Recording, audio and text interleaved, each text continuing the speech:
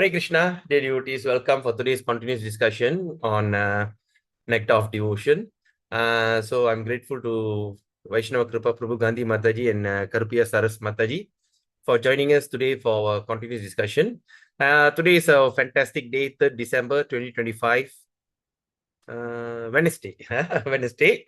Today, we're going to have two sessions. All right. One is now, another session in the evening. All right. I hope that every one of you can join in. And today is also a very auspicious day. Kartike Deepam. Okay, like we celebrate the month of Kartika, the Vaishnava calendar, and now the Smarta calendar is celebrating now. So today also is a day that you also can offer ghee lamb to Lord Damodara and celebrate the festivity. Okay, so before we start, let's do our invocation prayer. Om Ajnanatimirandasya Gyananjana Shalakaya Chakshur Unmilitam Yena Tasmai Sri Guruve Namaha. Sri Chaitanya Manobistam Sthapitam Yena Bhutale Swayam Rupa Kadamayam Dadati Swapadantikam Vandeham Sri Guru Sri Utan Padakamalam Sri Gurun Vaishnavamscha Sri Rupam Sagarajadam Shahagana Raghunathan Vidam Tam Sajivam Satvaitam Savaduta Parijana Saitam Krishna Chaitanya Devam Sri Radha Krishna Padan Sahagana Lalita Sri Vishakan Vidamscha Nama Om Vishnu Padaya Krishna Prishtaya Bhutale Srimade Bhakti Vedanta Swaminiti Namine Namaste Saraswati Deve Gauravani Pracharine Nirvishesha Shunyavadi Pashatya Deshatarine Nama Om Vishnu Padaya Krishna Prishtaya Bhutale Srimade Bhakti Siddhanta Saraswati Namine Shri Varshavana Vidavidayitaye Kripaptaye Krishna Sambandha Viknanadayine Prabhave Namaha माधुर्योज्वल प्रेमाद्य Shri रूपनुग भक्तिर Shri Gaur करुणा शक्ति विग्रहाय नमस्तुते नमस्ते गौरवाणी श्री मूर्ताये दीनातारिणे रूपनुग विरुद्धा अपसिद्धांत ध्वंत हरिणे नमो गौर किशोराय साक्षात् वैराग्य मूर्तये विप्रलंबर संबोधे पादं पूजयति नमः नमो भक्ति विनोदाय सच्चिदानंद नामिने गौर शक्ति स्वरूपाय रूपनुग वरायते गौरवीर्भव भूमेस्त्वं गौरवीर्भव भूमिसं सज्जन Vishnu okay और किशोरदास बाबा जी के वंचकल्पतरुभ्यश्च कृपा सिन्धुभ्येव च पतितनं पावनेभ्यो वैष्णवेभ्यो नमो नमः ओम महावदन्याय कृष्ण प्रेम प्रदायते कृष्णाय कृष्ण चैतन्य नामिने गरुत्से नमः पंचतत्त्वात्मकं कृष्णं भक्तरूप स्वरूपकं भक्तावतारं भक्ताख्यं नमामि भक्तशक्तिकं हे कृष्ण करुणा सिन्धु दीनबन्धो जगत्पदे गोपेश गोपिका कांत राधा कांत नमस्तुते ताप्त कांचन गौरांगी राधे वृंदावनेश्वरी वृषभानुस्ते देवी प्रणमामि हरिप्रिये मूकं करोति वाचालं पंगुं लंघयते गिरिं यत्कृपा तमहं वन्दे श्रीगुरुं दीनतारणं परमानंद माधवं श्री चैतन्य ईश्वरं जय श्री कृष्ण चैतन्य प्रभु नित्यानंद श्री अद्वैत गदाधर श्री गौर भक्तवृंद हरे कृष्ण कृष्ण कृष्ण हरे हरे हरे राम राम राम हरे हरे हरे कृष्ण कृष्ण कृष्ण हरे हरे हरे राम राम राम हरे हरे हरे कृष्ण कृष्ण कृष्ण हरे हरे हरे राम राम राम हरे हरे हरे कृष्ण कृष्ण कृष्ण हरे हरे हरे राम राम राम हरे हरे ओम नमो भगवते वासुदेवाय ओम नमो भगवते वासुदेवाय ओम नमो भगवते वासुदेवाय नमः ओम विष्णुपादाय कृष्ण पृष्ठाय भूतले श्रीमती जयपताक स्वामी नामिनी नामाचार्य पादाय नित्याय कृपा प्रदाय गौर कथा Hare Krishna. Sorry, I'm just too tired. When I close my eyes, I just like dozed off while chanting the invocation. Oh my God. Anyway, this is so exciting. All right, so Hare Krishna. So yesterday we had a fantastic discussion. And those who didn't make it, please watch the video. It was indeed really a very fantastic. You know, in fact, I really enjoyed myself. Right. So today we're going to continue on a new chapter. Oops. Oh, I didn't open the chapter. Where is it? Web.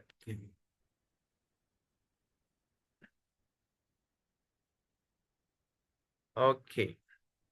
So we're going to start a new chapter today. And most likely we will do the 2 chapters and complete our what they call the fifth ocean, fifth wave. Okay, So now we are at this chapter called 32, Symptoms of Continuous Ecstasy. All right. And now we are starting on a fifth wave. So just do a quick recap, so we talk about, okay. Okay, we spoke about a few methods yesterday. The heart of gold, the heart of lac, the heart of butter. A pure devotee is just like a cotton swab, and all the rishis who are doing meditation and all the severe austerities and everything, they are also got a heart of gold. Of course, you need to have a purified heart, even to this kind of austerities, right? But here it says the level of, but even though they are in that mystic yoga practice, their heart can still melt. So example, like Rupa Goswami is mentioning, is like if the gold is melt after high temperature, the lac with little fire, and the butter will melt in a room temperature. All right. But still it will melt, but according to that fire of this thing. So fire of ecstatic love, of that the Shastra and everything will somehow or other melt everyone. All right. So that was yesterday's, we ended yesterday. So it's all still under Vyabhichari. All right.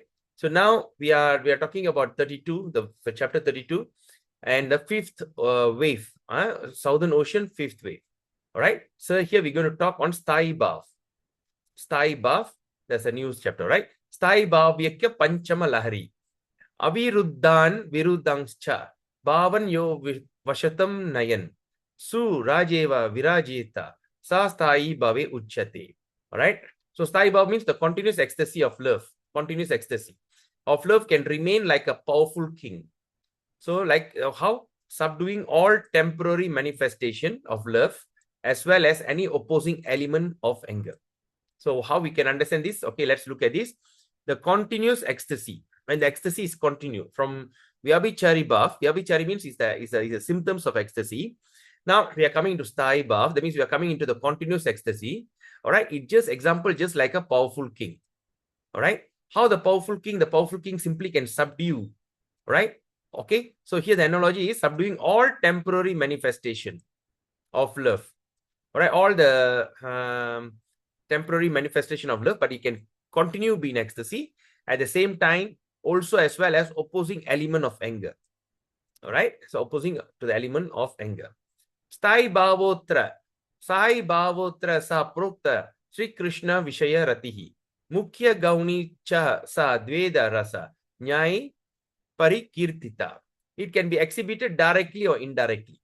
And thus, ecstatic love can be described as direct or indirect. Okay. So that means this kind of ecstatic love can also be exhibited directly or indirectly. Example, Tatra Mukhya, Shuddha Sattva, Visheshatma, Pratir Mukhyeti Kirtita, Mukhyapi Dvivida, Swartha Parartha Cheti Kirtayate. These symptoms of ecstatic love, that means these symptoms of ecstatic love are possible only when one is fully situated in a transcendental position. All right. So the word that we should understand, the symptoms ecstatic love is possible only, the word is only is important, when one is fully situated. Another word, it is not partially or little or 90%, 100% in the transcendental position. All right. So this is the thing. So that's when direct ecstatic love can be divided into two groups, that is namely selfish and also selfless. All right. So direct ecstatic love, that means even the direct love can be divided into two groups, that means selfish group and selfless group. All right. So let's look at this word, that is only possibly situated in the transcendental position. How to understand this? All right. So when you look at chapter 14 Bhagavad Gita, the three mode of material nature, verse number 7 or 8. All right. Here, Prabhupada is explaining, Krishna will be explaining one by one. Okay, what is the three mode of material nature? All right. Who is the people in the mode of goodness? Who is the people in mode of passion? Who is the people in mode of ignorance? Right. And all these group within this material world. Okay. So yesterday I was delivering this class in our Bhakti Vriksha Namahat Center. So I was discussing about this thing. Say we have many children. we have many children. Say we have 3 children. The 3 children are like this. One child will be doing puja. Another child will be sitting and playing video game. The third child will be simply sleeping and lazing. All right. And or that means the boy who are doing the puja is in the mode of goodness. The boy who are playing video games in the mode of passion. And the boy who are sleeping and lazing is in the mode of ignorance. But where are they situated? They are situated in a house, in one household. All right. Similarly, when we are all in the mode of ignorance, passion ignorance, as Kali Yuga goes on, we are getting more and more ignorant. All right. Those days, ignorance means madness, inertia, dirty, and all this kind of thing. But nowadays, the madness and the inertia has become more prominent. When every one of us got got this Kedu effect, a Rahu effect. What is Rahu effect? Illusion. Right now, as the Kali Yuga is coming, the Rahu effect is getting more and more stronger. Okay, what is Rahu? Shadow. Okay, everything is becoming very prominent. Example, like everyone love to sit in front of the phone, chat, and they don't like to have facial, direct interaction. Example, when in a WhatsApp group and all these kind of things, Hare Krishna, Prabhu, Dandavat, Pranam, this and that, they talk. But when they meet face to face, they don't even want to acknowledge you. When I was when I went to KL, then suddenly, because during classes, people usually off the camera. I don't know how they look and who are they, but somehow or other I discover this and that, and they just walk by and they just and I was wondering. In fact, I what I did, I what they call encountered. I was that's on Mataji. I asked her, do you know that we are in a WhatsApp? Do you know that we have our phone number? You have my number and I have your number. I see your status, you see my status. And sometimes when you send me a message, Hare Krishna, Prabhu, Dandavat, Pranam, and I say Hare Krishna, Mataji, Dandavat, and all these kind of things. Yes. But now I'm surprised when I see you personally face to face, you don't even want to acknowledge me. She got a shock when I asked that question. She got a shock.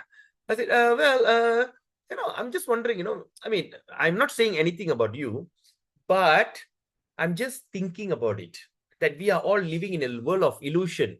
We are sharing our affection, love, respect, mutual, all these things in virtual world. All right. So similarly, now as Rahu effect is getting more prominent, more and more visual, all right, or these kind of sessions are starting, but we are making positive use of this effect. That means even though that we are on all from different part of Malaysia, different part of the world, but we are connected. So we are using the best use of Rahu effect of illusion in discussing Harikatha. So now even that, so now if we are look so near, we are look so interactive, and yet we are divided and we are in this virtual world. All right. So now as time goes on, so basically in Kali Yuga, people are becoming more and more ignorance, inertia.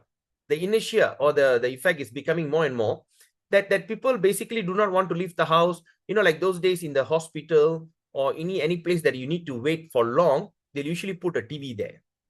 They'll put a TV and there'll be some drama, soap opera, all these things that will be happening, so that people can divert their mind from looking at the number and looking at his number and getting agitated.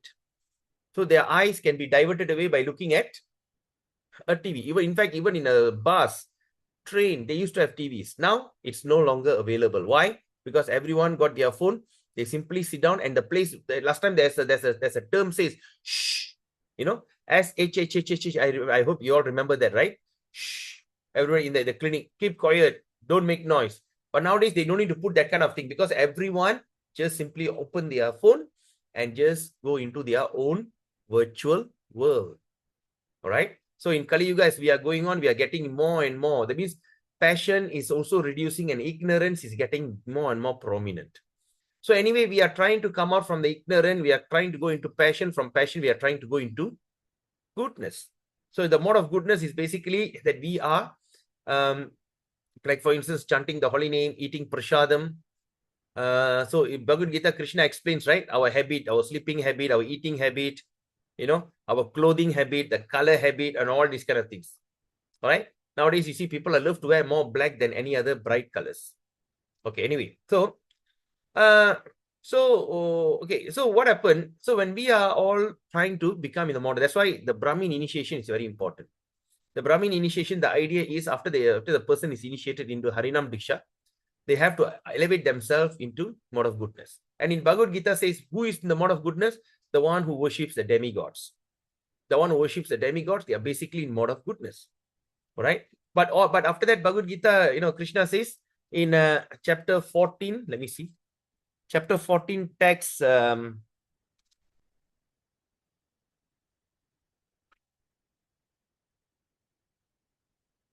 Okay.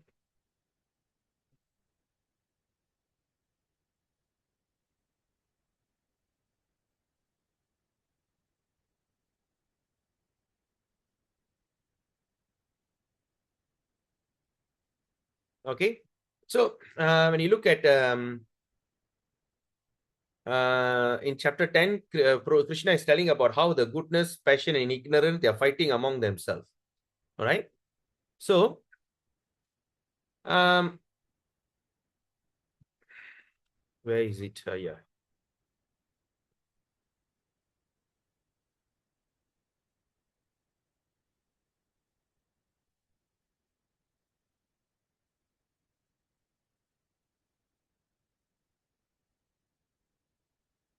Okay. So that means we are upgrading ourselves from this kind of mode of material nature. Okay. But then after it says that it is still binding. So, but now what we understand from here is transcendental position. So transcendental position means what? So this is the place where all the three modes of material nature is prominent. We have to come out of this circle and come to the place of transcendental mode of goodness, right? In the transcendental mode of goodness, we have to come out of this. So that means the symptoms of ecstatic love is possible. It is only possible, my dear Prabhus and mothers. Please underline this very, very important statement here. All right. So it says that the symptoms of ecstatic love, the prema or bhava, all right, it's only possible. Okay, it's possible when only, the word is only means there's no other option.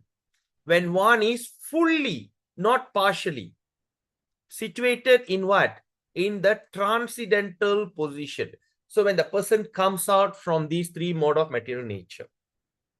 So when the three mode of material nature is Vacho Vegam, Manasa Krodha Vegam in the text of instruction, first chapter, first verse. If we can only control our urge of speech, urge of the demand of the mind, urge of the speech, urge of the tongue, urge of the belly, urge of the genital, all these things in a straight line, if we could only curb that, that's when the person is able to create devotees or to create devotees all over the world. So that means when these are the things that we should overcome. So how we can overcome that? Number one, we have to chant our Harinam Japa very attentively and in very distinct. All right. We always remember the chanting, because when you look at the 64 Vaidhi Sadhana Bhakti, Vaidhi, the rules and regulations, 64 rules. Out of that 9, the principal 3, the most important core is 1, chanting. So when we simply chant Hare Krishna, all the others are spontaneously will start appear in your heart. You do not need to really work for it. It's spontaneous. It just like naturally start appearing in your heart. So the chanting of the holy name is very, very, very, very important. It's so powerful. Even if chant offensively, still it purifies you. Even a child unknowingly touched the fire still burn. All right? The fire still burn. Okay, the fire doesn't pardon, oh, you little baby, I don't, I'm so sorry, I need to heat you up. Oh, don't touch me. No. It fires. So simply when we start to play around with this Maha Mantra, even offensively also, this thing. So, but when we go on chanting offensively, then eventually we come to the clearance stage Namabhas. Then after that, eventually we come to the name of Suddhanam. So from offensive chanting, all right, when we go into Nama Prat, we want to go into Suddha Namabhas, that means a clearance stage. What we should do? We should have the intention. I should have the intention. right? Say like, for instance, I simply go to school and simply study, work day and night, this thing, but I don't have an intention. If you don't have an intention, you can't do, even you can't score. I give you a real life example, like my daughter, my second girl. She studies so hard, day and night. She can go and do homework. She wakes up at 3 o'clock in the morning and do a homework. And we were all saying, wow, this girl is really studying hard. But when the result came out, it is not very impressive. It's not very impressive result. You know, she only got 1A, others are B, C, D. I was thinking, why? You are working so hard, but why you are this thing? Because she only working hard, but no intention. She don't have an intention to be a superstar student. She don't have an intention to strike straight A's. She don't have intention to become top student. Her only task, she just do it as the matter of duty, task. That is, she has to finish up all her homework and submit to the teacher. She's one of the teacher's favorite because she's the only one finish up all the homework on time. Sometimes she sleeps at least only few hours a day because she need to finish up all her tasks. But the result, exam result, is all very mediocre result. And that's when I start to realize, because I was advising, I said, no, because see, you don't have an intention to be a top student. You are simply doing it. So similarly, the same NOSA is the same application. So now let's think of ourselves. All right, we just do check and balance. Do we have the intention? If you don't have the intention to be a pure devotee, the pure devotional service or the associate of pure devotion or the path to pure devotional service will not be open to you. You must have that intention. Oh, I want to be a pure devotee of the Lord. And I want to be a pure devotee, I must have anartha nivirti. I should not have any kind of offensive mentality in my mind. So in order to do that, how to know? That's why I said do your journaling. All right. Journaling, trust me, Prabhus and mothers, journaling will definitely help you. Journaling will definitely say, because you want to become a top student. Sorry, top student. You want to become a pure devotee. You want to have bhava. You want to have prema. If possible, in this birth itself. Right? You don't want to be born again and continue. Why not? Since we have the time, why not make best use of this given time? So when you have the intention so strongly, right?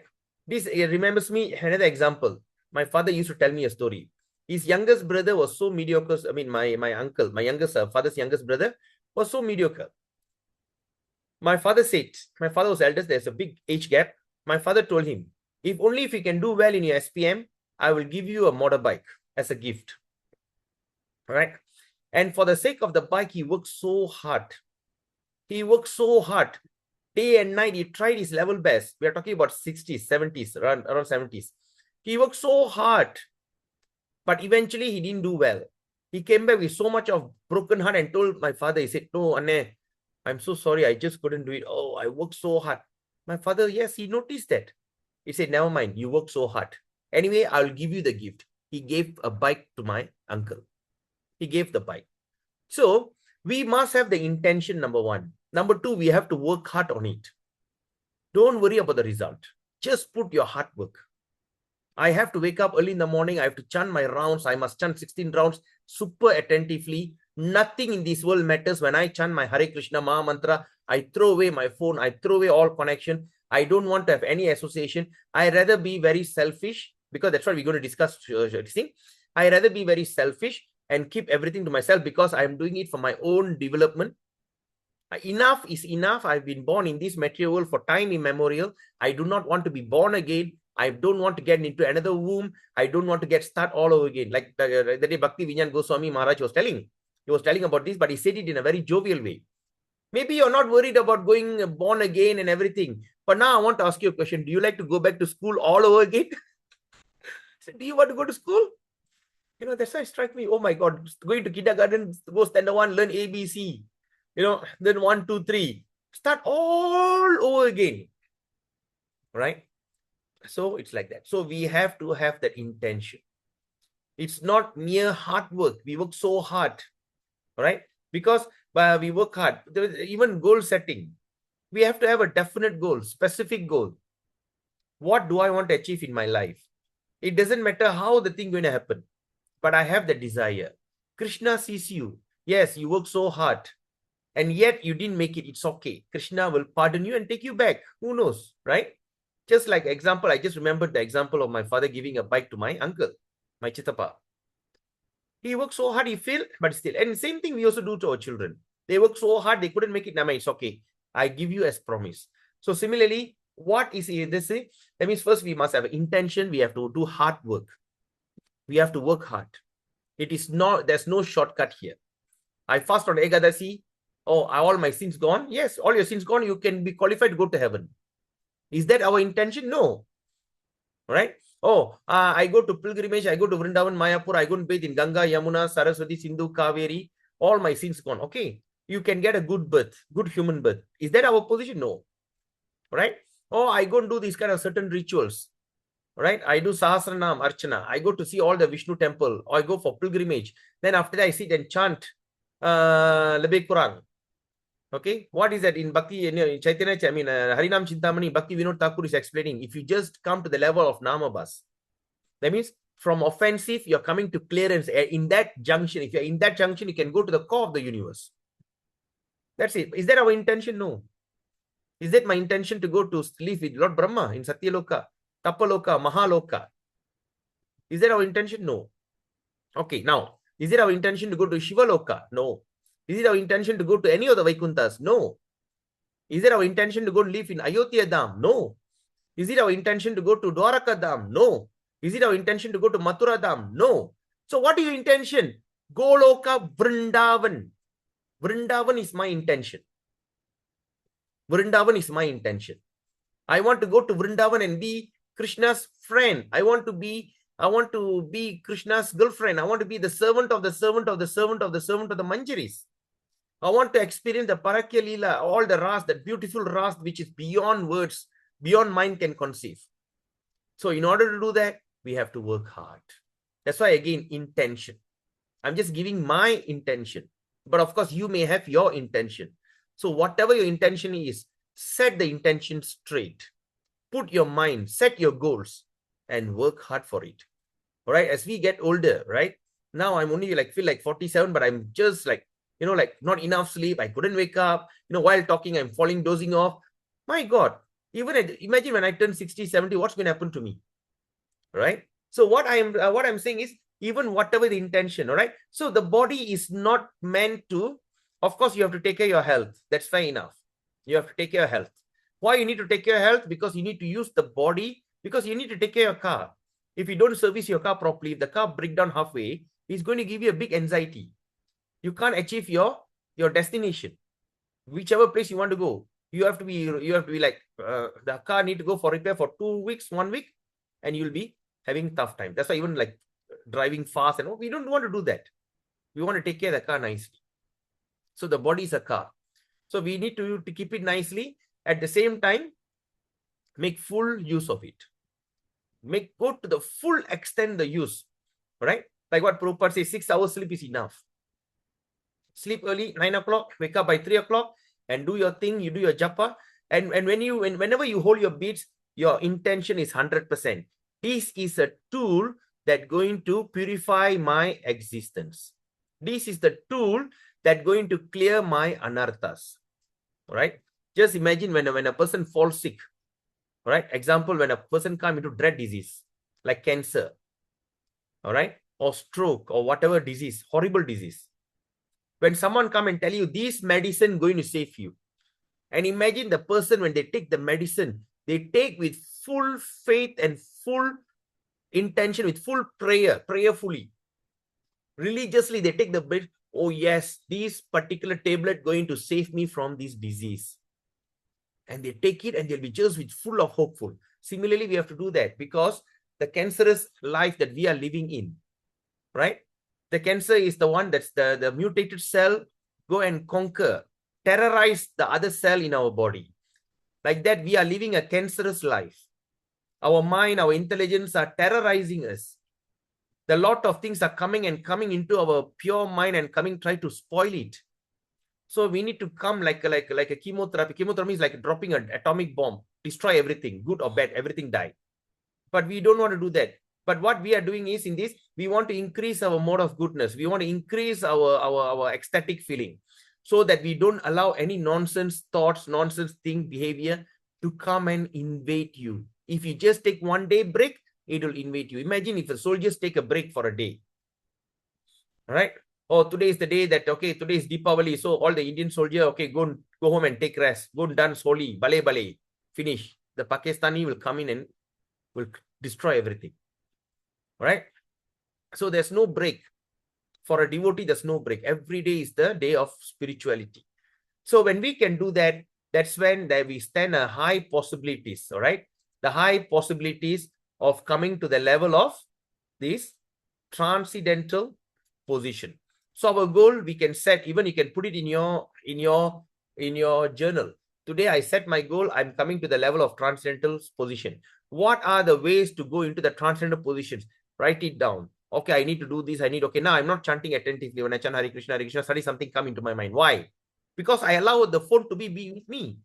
So when you start write down, because I allowed the phone to be near me, my mind was attracted, and I just break my meditation. Next day, you read back what you did yesterday. Oh, I should not keep my phone. So I throw away my phone somewhere far, far away. I'm not a doctor that's going to save life. Even any emergency, I'm not in the capacity to go and do something. What you can do? You know, like many years ago, I heard one story. One elder brother passed away in the accident. The younger brother was so shocked when he heard the news. He was rushing to the mortuary. He met an accident. He died also. What big difference can he make by rushing to the hospital? The brother is already dead. Or sometimes when you see during the rain, people will go very fast. Why? They try to avoid the rain. Come on, you're already wet. So what's the big deal? Take your time, right? So similarly, so we are not going to save life. We have to be very firm and selfish for the sake of our development, because the transcendental position is very important. All right. So they say, so because of the transcendental position only, we can experience the ecstatic love. All right. The symptoms, that is not ecstatic love yet. Only the symptoms. Just feeling the symptoms, you need to be in the transcendental position. All right. How about getting that kind of feeling? All right. So direct ecstatic love can be divided into two groups. One is selfish, another one is selfless. Okay, now let's look at it. Tatra svartha aviruddhai sputang bhavai pushnathyatmanam evaya viruddair dukkha glanihi sa svartha katita ratihi. When non-contradictory symptom, when there's non-contradictory symptom of ecstatic love are distinctly manifest. One is contradictory symptom. That is very obvious symptom. Like what? Like goosebump, cry, howling, fainting. That's a contradiction. I mean, it's a very, very straightforward. Non-contradictory, indirect. Okay. I hope I'm saying the right thing. Contradictory and non-contradictory. Correct, not Prabhu? Vaishnava Prabhu? In medical term, non-contradictory means, that means very indirect, yes?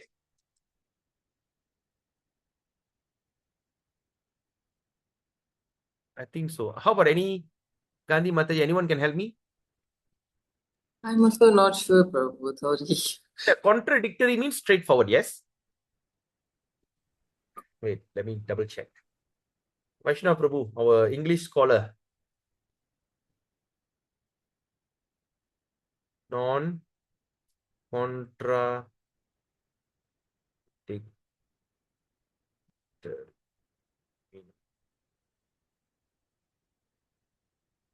Non-contradictory meaning something that does not conflict with itself or with another statement, fact or principle. Yes, not contradiction. Okay, that means there's no opposition, no inconsistent, and no clash. Okay, its explanation of non-contradictory. That means it match all the facts. That means different verses in the scripture give non-contrary message. That means the signs of true philosophy are non-contradictory when properly understood. Okay, all right. So okay, now, so that means non-contradictory symptom. That is the symptom which is not contradict with this ecstatic love. I mean, it's not directly into, I mean, it doesn't subdue the idea of ecstatic love. Okay. I hope you all, yes, we have Sudha Sindhu Mataji, English teacher. Is she there? Oh, yeah, she's here. All right. I hope I'm saying it right, Mataji? Non-contradiction. Is she there? Okay, so Should be okay lah, yes. I think. Uh-huh.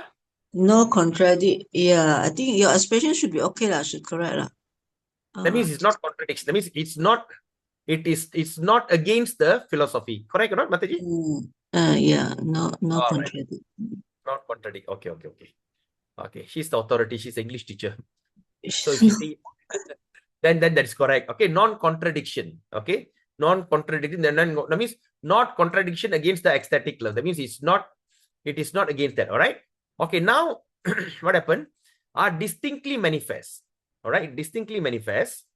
Okay, any contradictory symptoms create sense of abomination. All right. So contradictory ecstatic love is called selfish. So any contradiction. All right. Contradiction means what? Say like what I say just now, right? I want to do this and I don't care about others. All right. When someone says, today we example, all right, so now we're going to have a festival, say like Janmashtami festival. Okay. We're going to have a Janmashtami festival and we want all of us to be here. And so I couldn't tell, no, look here. I have not been to Todu or SGMKL for Janmashtami. They are doing it very grandly. I've never seen that. This year, since the Janmashtami is falling on a public holiday, I choose to go there. But before that, I do whatever I'm supposed to do. But on that festival day, I won't be around. So that means what? I'm contradicting the principle of being a person of Ipo Yatra, but I don't want to be here, but I want to go to Todu to enjoy Krishna Kannaya. Right? So that means it's a selfish. All right. Okay, now that is an example. Okay. So, ata parartha aviruddham viruddham cha sankuchanti swayam ratihi ya bhavam anugrannati sa parartha nigatyate. That ecstatic love which can adjust all contradictory or non-contradictory. That means what? What is contradictory again? What we can say? Right? So can we understand like this? So contradictory means selfish, right? And non-contradictory means selfless. All right. Okay. Now we see. So the ecstatic love which can adjust all contradiction and non-contradiction symptoms is called direct selfless love. Wow. Krishna, we need to have a really critical thinking to understand all this. So the ecstatic love which can adjust means what? That means, okay, now I want to go to Todu for festival. Then they say, no, Prabhu, look here. So many new people are coming here, Now, so many people are coming here and we need to be here. You need to usher them. Who knows, there will be devotees we can create. And we understand that we are in Prabhupada's movement. We are in preaching movement. I know that there is nice, but still we need you here. And say, okay. So then which can adjust. That means what? That means I have that thought of adjustment. Okay, no problem. All right. I am not, that means I'm open to suggestion and open to adjustment. So what we can call it? Which can adjust all contract. Okay, this is the adjustment. I can adjust accordingly.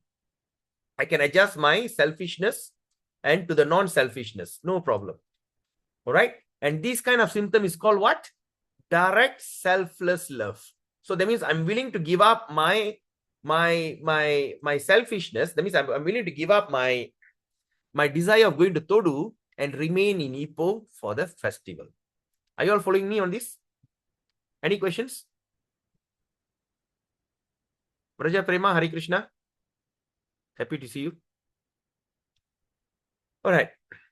Now let's look at this. Shuddha Priti Tata Sakyam. Vatsalyam Priyateyasav. Priyatetyasav. Swaparartaiva sa. Mukhya Puna Pancha Vida Bhavet. The selfless symptoms. All right. The selfless symptoms. That means can again be divided into 5 groups. Oh boy. So that means first selfless. Okay. The selfless symptoms can be divided into 5. Okay. Into what? 5 groups. And what are they? All right. Number 1 is neutrality. Number 2 is servitude. Number 3 is fraternity, parenthood, and conjugal love. Vashishyattam patra, Vashishtya ratir, eso pagachati. Yatarka pratibimbatma, spatiti kadeshu vastusa. Vastushu. Such ecstatic love assumes a particular mode in contact with different object of love. Okay, now what happened? So now we understand here. Okay, number one, these the 5 groups, all right? It groups into 5. Number 1 is neutral, being a neutral. Number 2 is servitude, all right? Father Sevanam, all right, service. Number 3 is fraternity. Okay, what do you call fraternity? Simple English. Fraternity. How can I put it? Fraternity means like relationship. Okay, like a unity, mutual friendship. Okay, so that means, in other words, in simple language, friendship or brotherhood, fraternity. The third is parenthood, right? Like Mother Yasoda and this thing. Okay, even Putana. Okay, the last is conjugal love. Conjugal love means like gopis. All right, so fraternity is like gopas, all right, the boyfriends. Parenthood, neutrality, servitude. So all these ecstatic assumes in particular mode. Okay, it all happen in a particular mode. Okay, how the thing happen? When it becomes contact. All right, everything happened by contact. So this is also another way we should understand. All right, like the Buddhism says nirvana, nothing matters. After all, nothing exists. After all, there's nothing. Oh, Mayavadi, nothing. So when there's nothing, but while we have something, we need to have some kind of contact. You understand what I'm saying? Say, like, for instance, the Mayavadi says everything is light. Everything doesn't make you just merge into the light. Right? Even the light is a contact. Right? When the Buddhism says that after all, everything is nirvana. Nir means nothing. Vana means place. Vana. Like Vrinda Vana. Vrinda means the place of Vrinda. Okay. Then another thing is what they call Vana Prastha. The third category, the social order, spiritual order, Vana Prastha. After they retire from marriage life. What is Vana? Vana Prastha. Vana means also called as forest. Forest. Vana means also they call as forest. So Prastha, the dweller of a forest. Vana Prastha. Right? So they call Nir Vana. No Vana, no place, nothing. Just go into nowhere. Even that nowhere is also contact. Okay? You cannot simply aim at nothing, because when everything that we see around got something, but there they say nothing. So that means the ecstatic love assumes, triggers in a particular mode when we are in contact. And contact with what? With not one but different objects, varieties of objects. All right? What different objects of love? All right? Objects of love. Okay? When Mother Yasoda in contact with Krishna as a baby, she has a parenthood. When the Gopals see Krishna as a playmate, so they have a fraternity, this thing, object of love. Okay? When a Gopi see Krishna, they see it in a different angle. They see the form of lust, love, paramour. India, while they are serving the husband, serving their parents, but their mind is dwelling in kissing Krishna. We have read that before. So like that. So all these ecstatic love assumes in a particular mode when the thing is contacted with different kinds of objects. All right? Okay. So, tatra shuddha. Samanyasu yata svacha. Shanti chetyadimi dimatrida. Eshanga kampata. Netra mila non mila nadi krit. All right? What it says here. Right? Then, tatra samanya. Kanchit vishesham aprapta. Siddharana janasyaya. Pali kadaischa Krishneshyat. Samanya sa ratir mata. So now neutrality. Samanya. Samam. In Tamil, we also call samam. Alatya samama pari. In Malay, we call sama. Jom kita makan sama. So sama means together. Alright? So, and here samanya is appropriate. I translate as neutrality. Neutrality. Okay, samanya. Now, so what is the samanya religion? Everyone is equal, everyone is neutral. There's a religion called samanya. Okay, it's called what? Samanam. They call Samanam. The Jain religion, Jainism. In Tamil, we call Samanam. Right? Jain. Of course, not they call Jain, but in Tamil, we call it Samanam. So it's neutrality. So now, neutrality can be further subdivided. Right? For instance, now we are talking about neutrality. That means from the selfless symptoms, first symptom we see as neutrality. Right? So now this neutrality, it can be divided into what? Into it can be further divided. All right. Neutrality can be further subdivided. How? Number one is general. Number two is transparent and peaceful.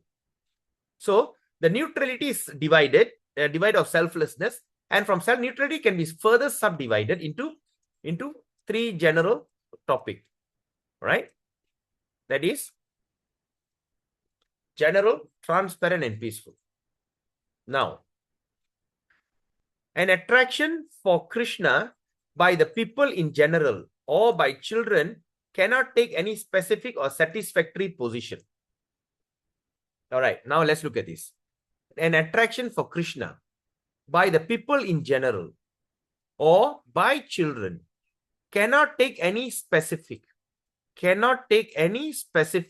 or satisfactory position. All right. What is that example? Okay. The people, that means Krishna by the people in general or even by children cannot take any specific or satisfactory position. Okay.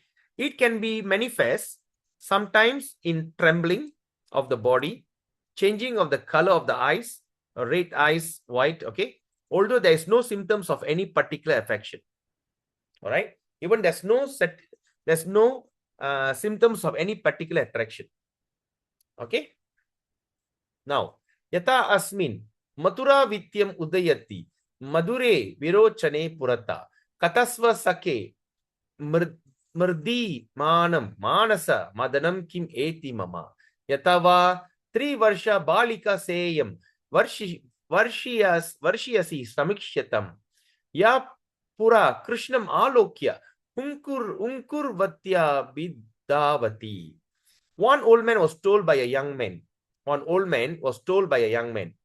just see how this child, only 3 years old, is so jubilant. Okay. So it's so jubilant. Just see this child, 3 years old, so jubilant, very happy, running around. Simply by seeing Krishna is running so swiftly, making a tumultuous sound.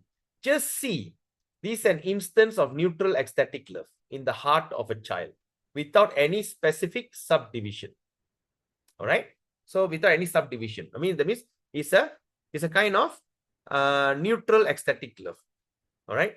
When we see our child, even we see our other people's children at that particular age, when they all are running around, right, they will see. This is a kind of neutral feeling, and there's no subdivision about it. Ata swacha tat sadhanato nana vida bhakti prasangata sadakanam tu vaividyam yanti swacha ratirmata yada yadirshi bhakte syat asaktis tadirsham tada rupam spatikavat datte swachasau tena kirtita. Due to different types of attraction for Krishna, there are different varieties of devotees. All right. And their symptoms manifested transparently, just like the jewel. All right. So there's a different types of attraction for Krishna, and there's also different varieties of devotees. All right. So all these attraction according to that one's natural mood. All right.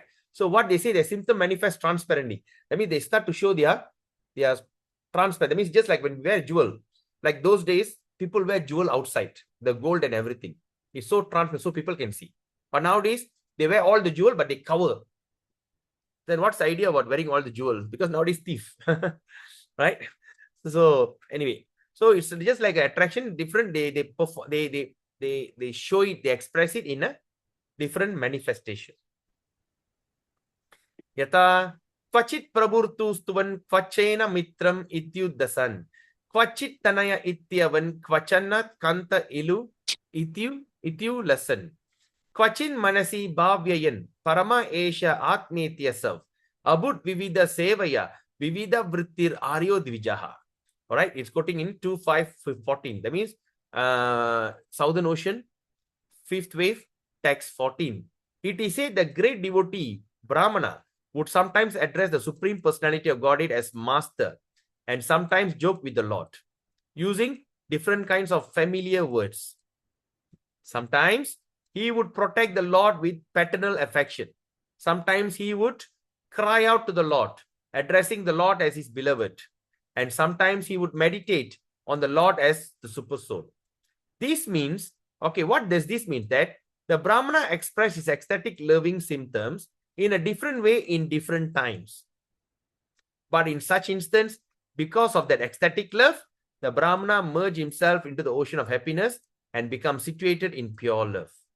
This was the transparent medium, like the jewel that shows reality in varying colors according to his own nature. All right, let's look at this.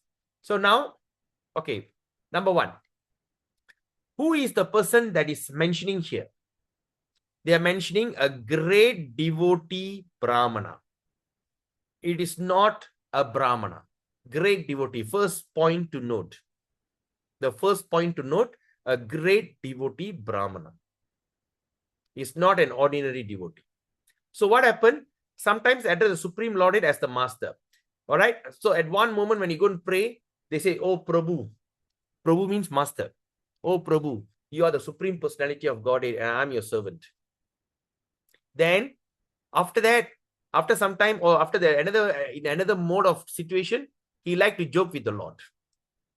Okay, sometimes when they do Abhishek or when they start to dress up the Lord, you know, "You naughty fella, I'm trying to put this garment, you just don't want to wear. Why?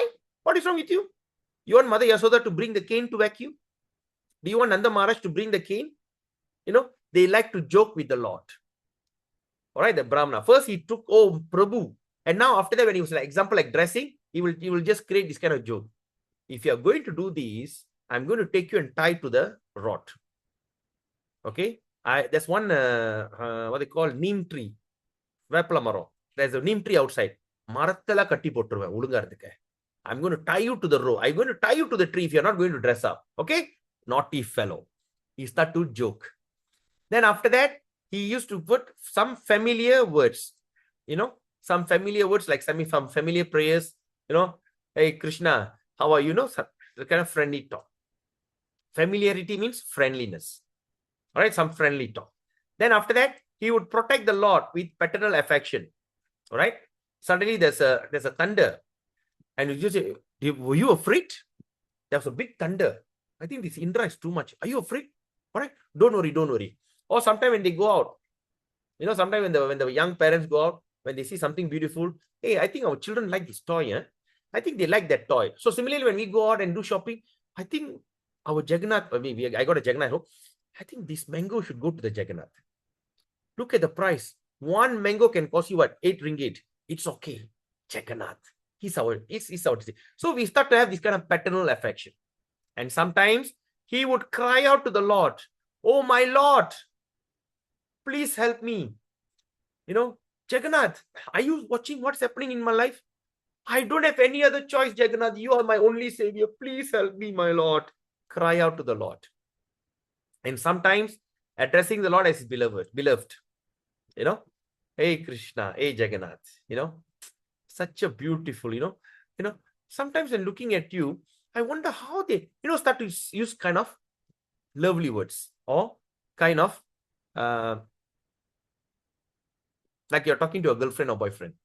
All right, not to the husband and wife, boyfriend and girlfriend, right? All right. And sometimes he would meditate on the Lord as the super soul. When they chant, they think about it. Okay, now the Jagannath. So if I goes out, if anything happens, no, I have got my Jagannath in my heart. Close your eyes, remember your deities or he's in my heart. So now you start to meditate your deities in the super soul.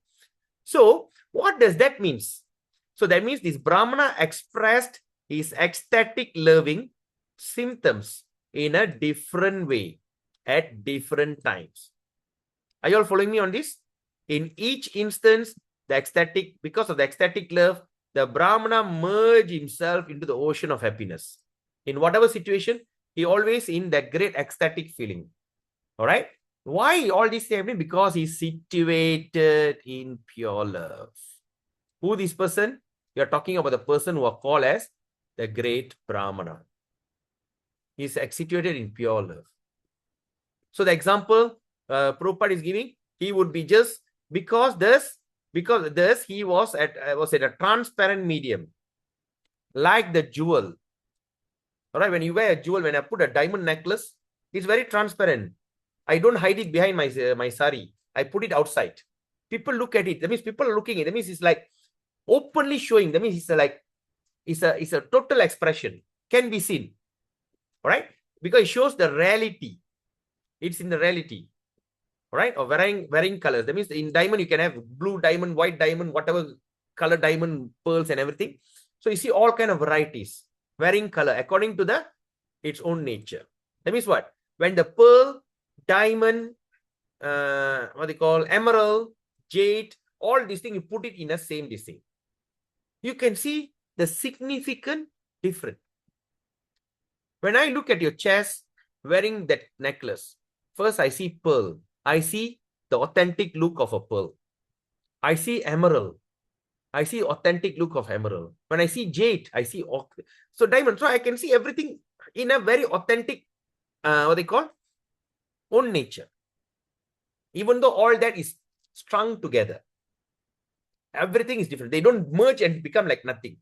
All get authentic different. So that's why he says, okay, the transparent like the jewel that shows the reality. And of course, varying colors. Emerald is green, jade is pale green, diamond is white, you know. So like that, varying color according to his own nature. Do you understand, Prabhus and mothers? Put a thumbs up if you are following me.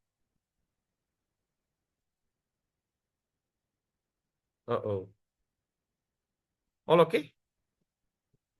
Was I too? Okay. Andari Mataji. Okay. Yes, Prabhu, can understand. All right, great. Now, understand, you got it or not? The idea. Because sometimes when I can speak very fast and I'm not sure whether you're following. No, Okay. we can understand. We can understand. Right. Yeah.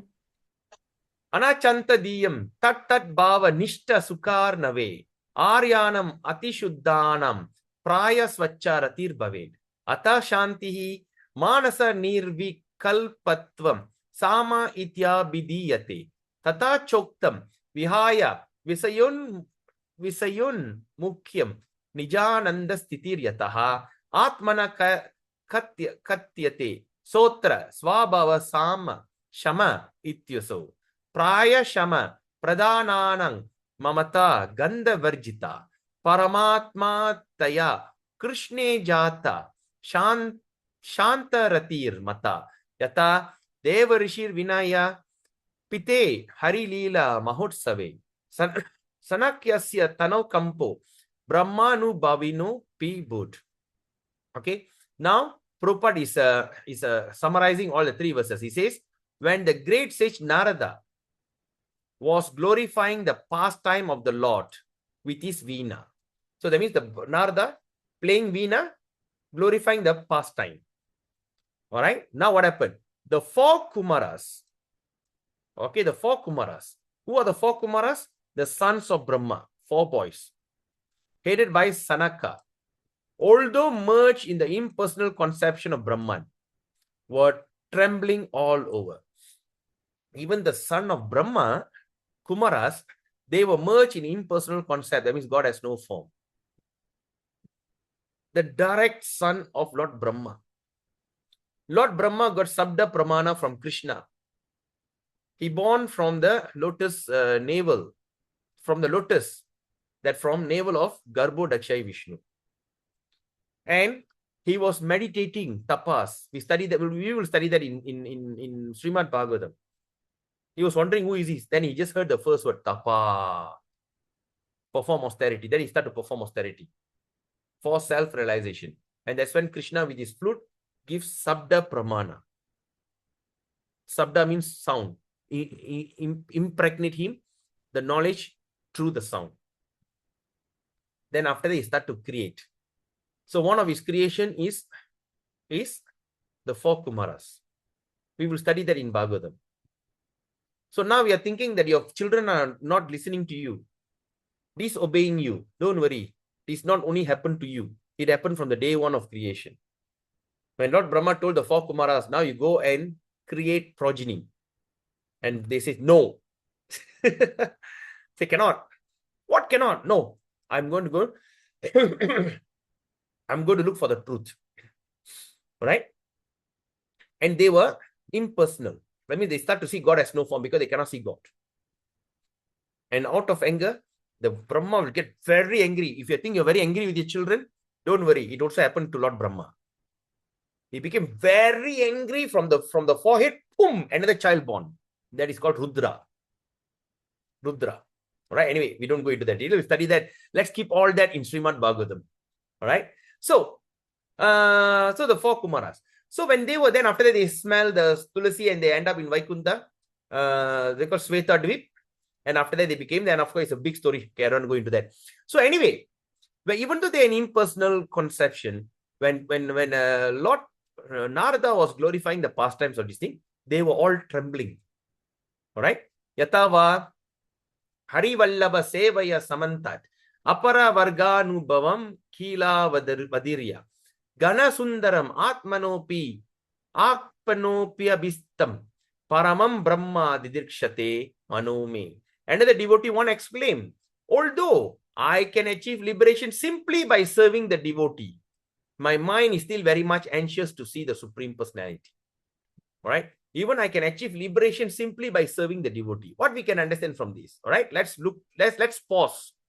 In this is Hari Vallabha Sevaya. Hari Vallabha. That means the devotees of the Lord. Hari Vallabha Sevaya Samantat. Apara Varganubhavam Kila Vardirya. Gana Sundaram Atmanopi Abhistam. Paramam Brahma Didikshate Manomi. So a devotee explained, although I can achieve liberation simply by serving the devotees. So serving the devotee is very much important. We sometimes think, why I need to serve this fellows? No point. No. Even when you serve the devotees, even the devotee in Kanishta, Madhyama, Uttama, all right? Again, I'm telling you, so what we have first started discussing intention. The Lord doesn't see who you are serving. The Lord sees your intention. All right? Bhakti Siddhanta Saraswati Prabhupada said, who is Vaishnava? Anyone who chant the name of Hari even once, they are Vaishnavas. And whenever you see anyone with tilak, immediately you should be very excited to see him and offer your pranams. Right? We don't know whether the fellow is maybe a cinema actor just coming from a drama. He put a tilak on his forehead. But because of the tilak he's wearing, even though it's just as a play, when the devotee sees that, when he go into ecstatic feeling.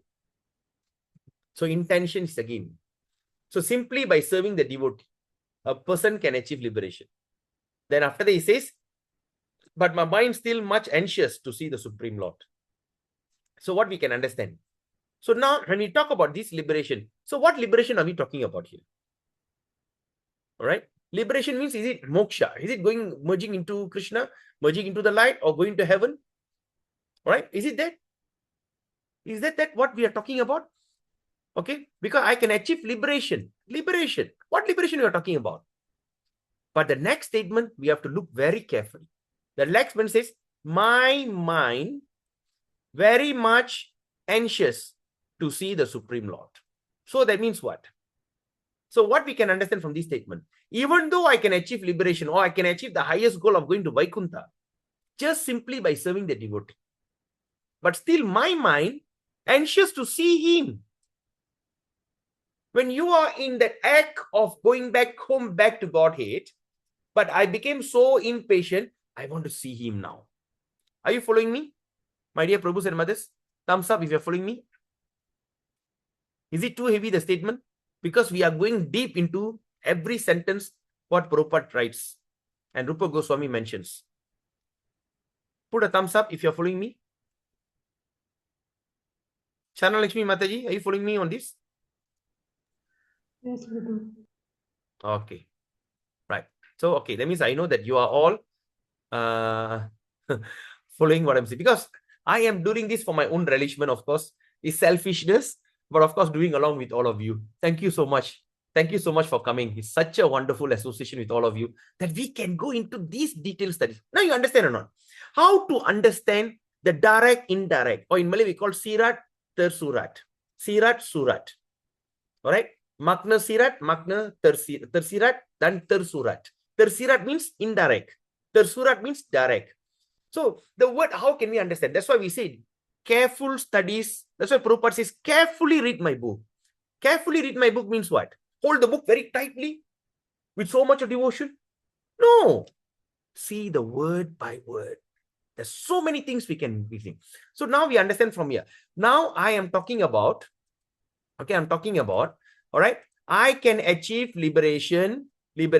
So when we talk about, when we are not interested in liberation, we have read that before in a Bhakti Aloka and also in Harinam Chintamani. The Moksha Purusha will be standing at the doorway with the folded palm, waiting to give you, waiting to serve you, because the devotee is not interested in liberation or moksha. We read that before, because they're not care. Because for the devotee, there's no past. We have no worries about the past. All the regret, all the things, we just don't care about the past. And we have no aspiration about the future, because there's nothing much, because we have our only aspiration at this single moment, at this exact second of time. How can I serve the Lord? Am I serving the Lord with full attention? So there's nothing to aspire, right? So being a devotee, the first thing that sure to achieve, you will be anxiety free. All right. So now, anyway, so now we are talking about, I achieve liberation. So I'm not interested in liberation. I read before. We are not interested. But now what liberation they are talking about? Then we understand. Okay, a devotee, but my mind still anxious to see the Lord. So that means we understand. That means simply by serving the devotee, there's a chance of us going back home, back to Godhead. But still this person wants to see. Okay, now, right? Now let's follow the next verse. So to see the personality of Godhead, whose bodily complexion just like the dark cloud. Now, when a devotee is so anxious to contact the Supreme Personality of Godhead, that can also be accepted as the symptoms of neutral love. All right? Of course, they are giving an analogy about showing the point of neutral love. But the statement that they use, we can take it for our own relishment. Agrato vakshyamanaistu svadai prityadi sangshrayai rater asya asamparkat yam shuddeti banyate atabeda trayi hirdya rate prityadir iryate gadanukula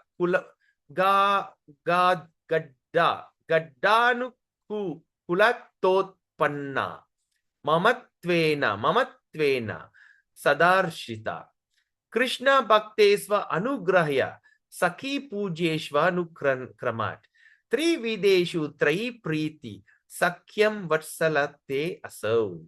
So now pure and fixed flavor, pure flavor and mixed flavor. Generally, the word generally we must understand. Why? That means in general.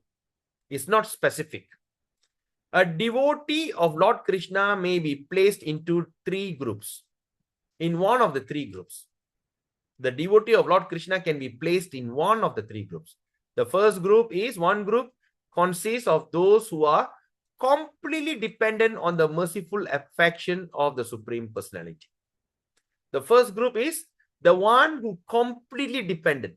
They have no worries. Krishna will take care. They're completely dependent. All right. Another group, the second group, that means the second group here consists of devotees who are dealing with Krishna on a friendly terms. All right. Sometimes you go and say, hey, Machan, can you just borrow me $10? Friendly terms. And the third group is the people who are dealing with Krishna as his superiors. All right. Or with parental affection. So these three classes of devotees gradually develop different relationship of transcendental mellow with the personality of Godhead. Now, let's look at this statement again. Quite amazing. So what we understand from here, all right? So let's look at this. So that means generally devotee of Krishna may be placed in three groups. How? In one of the three groups. So whether you are in the complete dependent group or you are in the group of devotee who are dealing with Krishna with friendly terms, or whether you are dealing with Krishna as a parental affection. Is it very good to be in any of these three groups? But here the statement says what? These three classes of devotees gradually, look at this word. We have to look into this word very carefully. Gradually. That means what? Right? So that means it says here that this devotee gradually, what he will do? Gradually he will develop. Hey, I thought being any of these three groups is considered fantastic. Really fantastic. But here in this verse is mentioning the three devotee will gradually develop. That means in this it's not summum bonum, it's not complete. You gradually develop into what? Different relationship of transcendental mellow with the personality of Godhead. So like that, you start to improve your transcendental mellow, you become more and more intensified. So you have to be in any of these three groups and dependent or as a friend or as a parental. From there, you start to develop. Atra netradi pullatva jirimbanot gur nadayaha kevala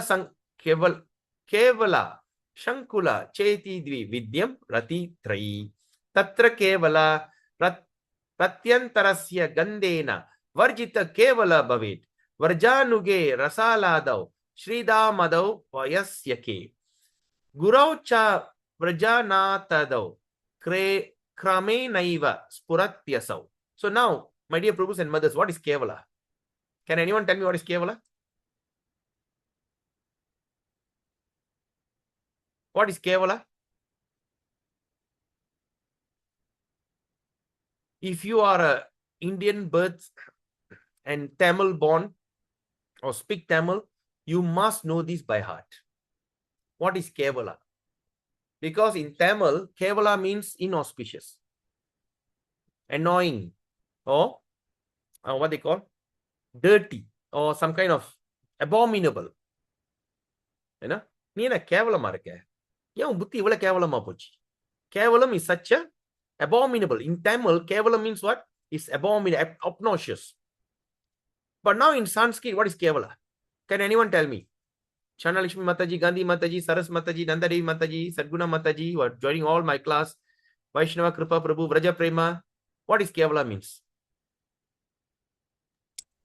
Auspicious. Very good. Auspicious.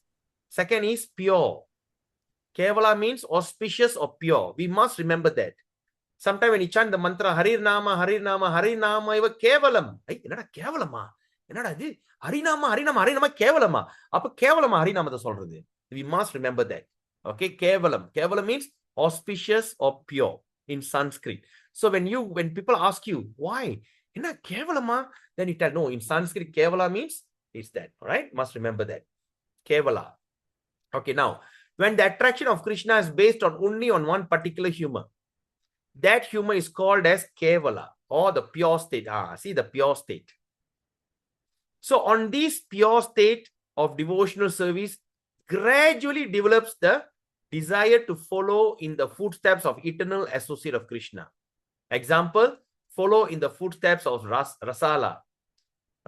Rasala, not Rasala, Rasala. Or the personal attendants of Krishna in Goloka Vrindavan. Or to follow Krishna's friends like Sridham and Sudama. Or to follow Nanda and Yashoda. Devotees in parenthood. Ecstatic love for Krishna is never manifest directly with Krishna himself. The devotee has to follow the footsteps of eternal associate of Krishna in Goloka Vrindavan. Another important statements. All right. Now let's analyze this word here now. Let me see what color I should use. Okay, I use this light. Yeah. All right, now. So what he says, the attraction for Krishna. Number one, please underline just one by one that we see. The attraction for Krishna. Based on only one, not many varieties. Only one particular humor. Humor means not like a joke. but this is a kind of relationship, particular humor. And that humor is called as Kevala. Okay. Kevala means what? Okay. Or the pure state. Kevala means pure state. Now, okay, what happened to those who are in pure state? Pure state of devotional service. Okay, who are they? Okay, pure state of devotional service.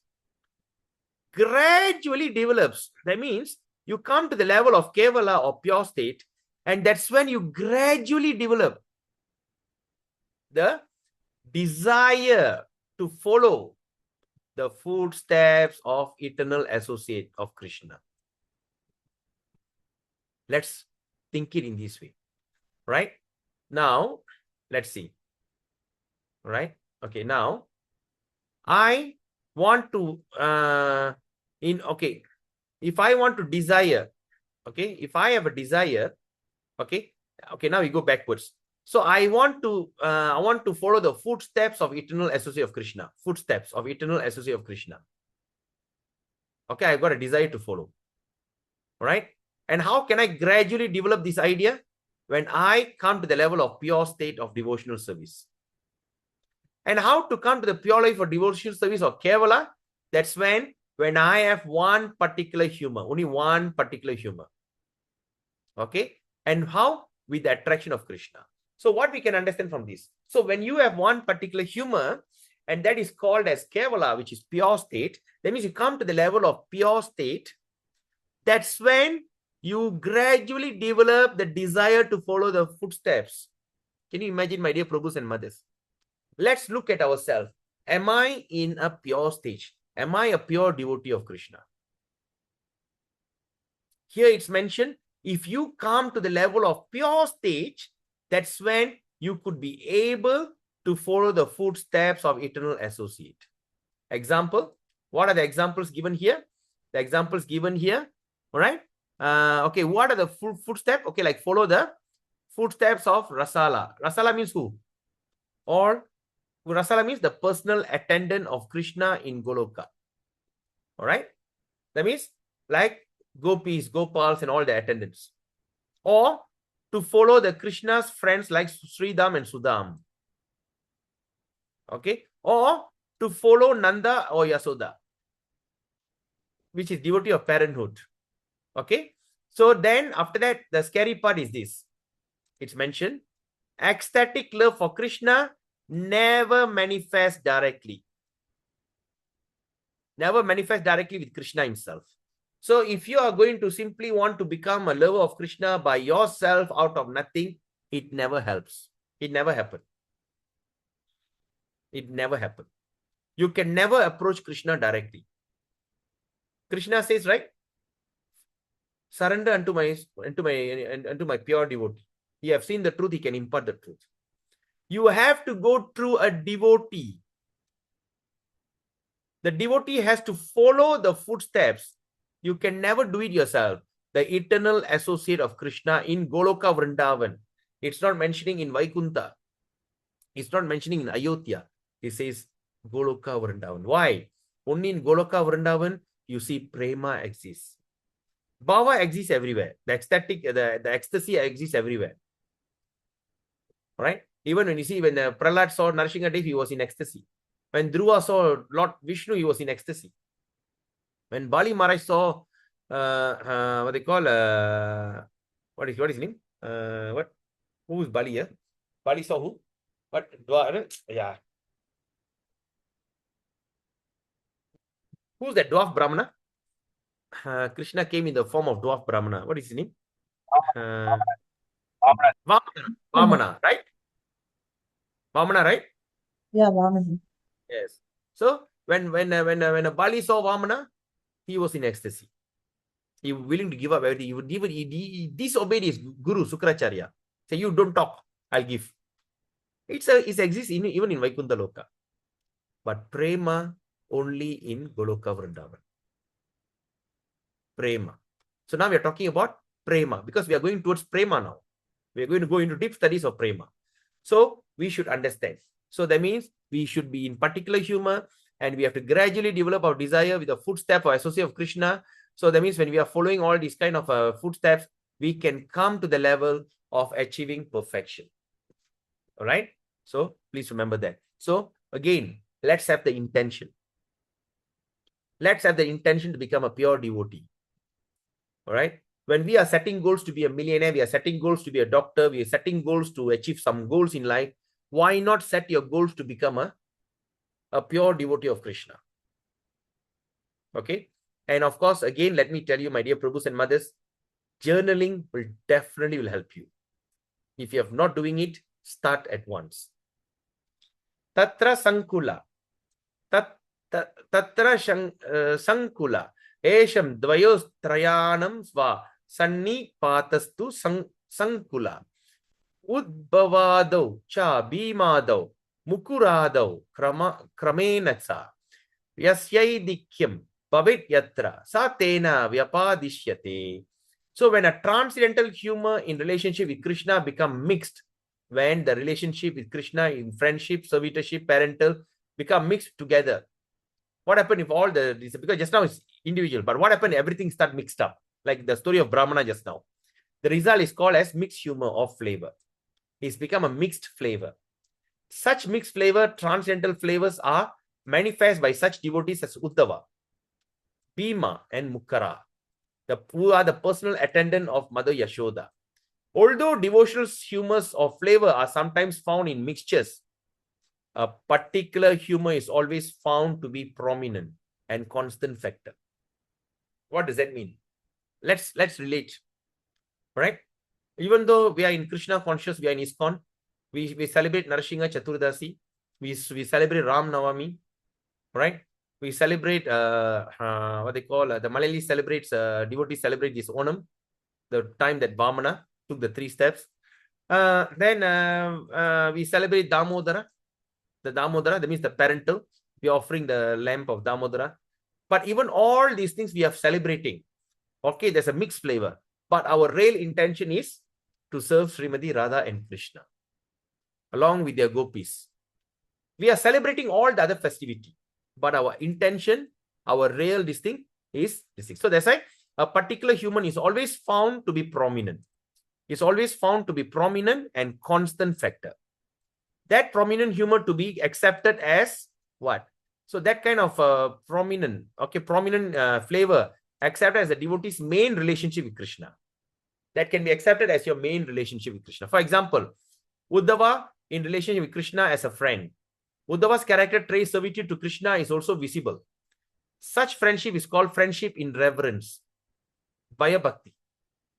The friendship typified by Sridham and Sudama, however, is standard of friendship without any tinge of reverence. So Uddhava, Krishna, yes, you are my very good friend, you know, but I respect you.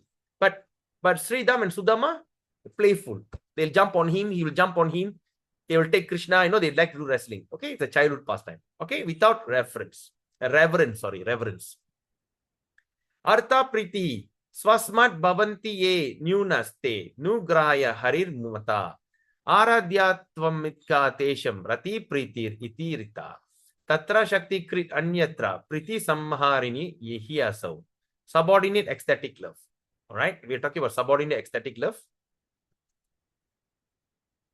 Hey, how come keep going? It's a very short.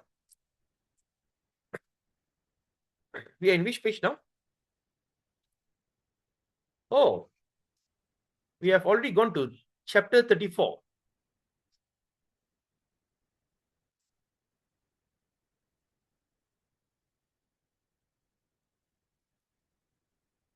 We are in which chapter now, my dear Prabhus? Can you check? In which subordinate ecstatic love? Where is it? Chapter 32, Prabhu. Chapter 32, page 273. Oh, I'm in a wrong place. Okay. Chapter 32, page? Page 273. Ah, okay, it's here. Now, on the where I'm just looking. Okay.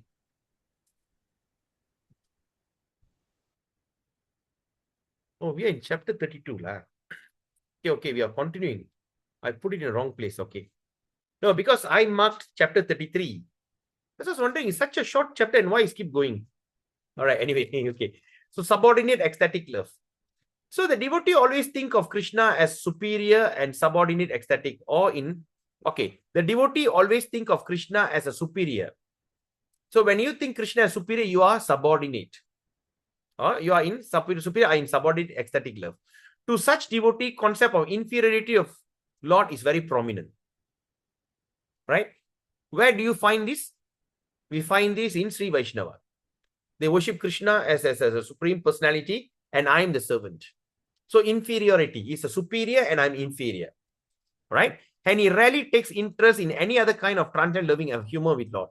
So for him, it's always with awe and reverence, bhaya bhakti. Yata mukunda malayam, yata mukunda malayam, divi va bhuvi, va mamastu vaso, narake va narakantaka prakamam, avadirita, sharadara vindau, charanate maranepi chintayami. All right, now in Mukunda Mala Stotra. Oh, Malayam. Why there's a dash there? Is it correct? Yata Mukunda Malayam. Malayam. All right, anyway. So in the Mukunda Mala Stotra, compiled by Kirin Kuleshekara. It's a very beautiful book. If you get a chance, I think last time they had in ISKCON, even I got only I think yes, Mukunda Mala Stotra. If you can get a chance, please read this book. Fantastic. Okay, Mukunda Mala Stotra. So in one of the prayers, King Kulashekara says, "My dear Lord, you are deliverer of living entities from hellish condition of materialistic life." Right? Right? You are the deliverer of living entities from hellish condition of what? Materialistic life. Okay, divi tu bhave mamastu vaso, narakeva narakantaka prakamam. So the materialistic life is actually very hellish. But that does not matter to me. Whether I am elevated to heavenly platform or remain in earthly planet or am dispatched to some hellish planet, even if you throw me to hell, even if you throw me anywhere, I don't care. That does not matter at all to me. At all to me. But my only prayer is that at the time of my death, I simply remember your two beautiful feet, which just like a lotus flower fructifying during the autumn season. So let's look at that. So what he said, I don't care any kind of situation, but my only prayer. So first of all, let's understand what is prayer. The prayer means your communication with God. All right. When I have a communication, all right. See, when I speak to my children, I speak in a high tone. It's called chastisement, scolding. All right. When I speak to my wife, the conversation is called affectionate. When I speak to my business associate, my conversation is conversation. When I speak to my client, it is presentation. But when I speak to God, it is called prayer. This prayer means not that you close your hands and close your eyes and just say something. No. And please, anything that I'd like to share my own personal opinion. All right. I'm not sure. There's a lot of senior devotees, but I'm just telling you. Never close your eyes and pray when you stand in front of the deity. The deities are so beautifully standing in front of you, showing you Kachi, showing you his form. Sometimes I see people go in front of the deity, close the eyes. I say, come on. You close your eyes and do what? What are you looking at? You have seen such a beautiful deity. Sri Sri Radha Krishna Kannaya. You see, beautiful. Sri Sri Parama Karuna. And he stand in front of the deity and close eyes. Because it became a habit. You go there, close your eyes. Oh, Krishna, please save me. Come on, Krishna standing right in front of you. Why you need to close your eyes? So we should understand prayer means not asking for boon. Prayer means conversation with the Lord. So he says, my only prayer is that at the time of my death, I may simply remember you. Yes, that should be our prayer. Every day we say, please, Krishna, whatever is happening in front of you, I'm not in the control. But I just ask you only one thing. At the time, there's a song. Before that, there's a song. When my throat is choked. When I breathe out, when my throat is choked, when I'm in great anxiety. You know, there's a song, you know, the Mukunda Mala Stotram. If you can have a chance to read, you can read that. But in one of the verses, he says, but I simply remember you. Please give me that boon that I could just simply remember you, no matter what. Remember what? Particularly your two beautiful feet. He wants to remember the lotus feet of the Lord. And which type of lotus feet? He particularly wants the lotus feet, like, okay, because it's like a lotus flower fructifying during the autumn season. When the lotus is like fully bloom, which is so fresh, and Lord Krishna is standing there. I want to have that particular sight, Kach. So, all these acharyas have showed us a way that we can meditate. Ata sakyam yeshu stulya mukundasya te sakyaya satam mataha samyat vishramba rupaisham rati sakyam ihochyate parihasa prahasadi kariniyam ayantrana. Now we have talked about friendship, sakyam. All right. As far as friendship is concerned, those high-grade devotees who are almost like Krishna are considered to be great authorities in the mode of friendly relationship with the Supreme Lord. Who are high-grade devotees? Like Gopas, right? On that friendly platform, there are different kinds of laughing, joking, and conversation. Okay, when the friends get together, how they joke. If you want to know how, please refer to this song. Okay, go to our song book and refer to this song. Boga Arati. Bhaja Bhakata Vatsala Sri Gaura Hari. Gaura Hari Sobi Goshta Bihari. Nanda Yasomadi Chitta Hari. Read the translation. Right? Sudama, what do you do? He will take the laddu and put into the mouth. He will take the hand, put in the armpit. He make the sound. Haribol, Haribol. And they will have such a laughing, joking conversation while they were enjoying prasadam. While they're eating, you know, they'll be all joking. They'll be having so much of fun. Please read that and try to go deep into that meaning. Okay, Boga Arati. The title is by Bhakti Vinod Thakur, Boga Arati. And the time, Bhaja Bhakata Vatsala Sri Gaura Hari. The song starts like that.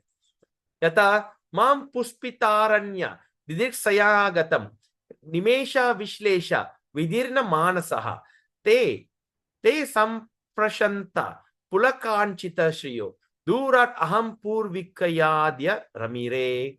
An example of such friendly relation with Krishna is described in Srimad Bhagavatam, when Krishna was once thinking what he did. Today, while I was engaged in tending the cows in the pasturing ground of Vrindavan, I went to collect some flowers in the beautiful garden. He went and collected some flowers. At that time, my friends, all the Gopas, the cowherd boys, were unhappy even to tolerate the 2-minute separation from me. He was just got away and went to the garden and wanted to pick some flowers. Even the 2-minute separation, the boyfriends, the Gopals, the friends couldn't tolerate. Then, when they found me, there was a competition between us to who would touch the other first and the flower we had in hand. With the flower we had in hand. So they start to play who will touch the other. Like they're running around touching, touching game. Alright? Yatava Sri Damador Vilasitena Kritosi Kamam Damodaratvam Iha Darpadura Daridra Sadyastvaya Tat Api Katanam Eva Kritva Devi Hriye Trayam Adai Jwalanjalinam. One friend criticized Krishna. I said, my dear Damodara, although you have been defeated by Sri Dam and have become sufficiently minimized in strength, by a false expression of strength, you have somehow covered your shameful condition by defeat. So the children are playing their like falsity, There was so much of laughter, Sometimes he start to show his false covering. They were like shouting and scolding and each other. Atta Vatsalyam. Guravo ye harir asya. Te puja iti vishrutaha. Anugraha mahi tesham. Pratir Vatsalya uchyate. Idam lalana bhavyashish. Chibuka sparshanadi krit. Yata agrasitan nirabishandi. Viroda bajaha. Kangsasya kinkara. Ganer giritopi udagrahi. Gastatra rakshitum asau. Kahane mrudurme Bala prayatya viratam bata kim karomi. Okay, in text 34, Rupa Goswami is mentioning parenthood and superiority. Parenthood or superiority. When Mother Yashoda heard that Krishna's cow were being forcibly moved by a strong servant of Kamsa, or when Mother Yashoda heard Krishna's cow were being forcibly moved by the strong servant of Kamsa, that the tender cowherd boys were trying to protect their cows, she began to think, how can I protect these poor boys from the invasion of Kamsa's servant? This is an instance of superior attitude in a devotee. All right, that means Mother Yashoda want to protect the Krishna. Yatava Sutam anguli bihi snuta stani chibukagre dadati dayarda dihi samalalayat alayat puraha stiti bajam vraja raja gehini. As soon as Mother Yashoda found her son Krishna returning from the pasturing ground, she immediately began to pet him, touching her fingers on the cheeks of Krishna. All right. Mito Harir Marga. Okay, now you'll be wondering, how come so long was and only short? Because Prabhupada is summarizing it. As soon as Mother Yashoda found her son Krishna returning from a pasturing ground, she immediately began to pet him. Hey, how are you? And touching her fingers on the cheeks of Lord. No, not like that. Okay, he's having. Mito Harir Mrgakshayascha Sambhogasyadi Karanam Madura Para Paryaya Priyatakhyodita Ratihi. Asyam kataksa bruhu kshepa priyavani svitadayaha. Conjugal love. Above even the humor of love, again the word humor means flavor. The word flavor. Of course, nowadays we think humor means joke, comedy. But here humor means flavor. The old English, there's a humor. So above even the humor or flavor of love between Krishna and his parents in their relationship of conjugal love, the Lord and the young gopis exhibit the different ways. All right. Even the parents and Krishna have that kind of conjugal love.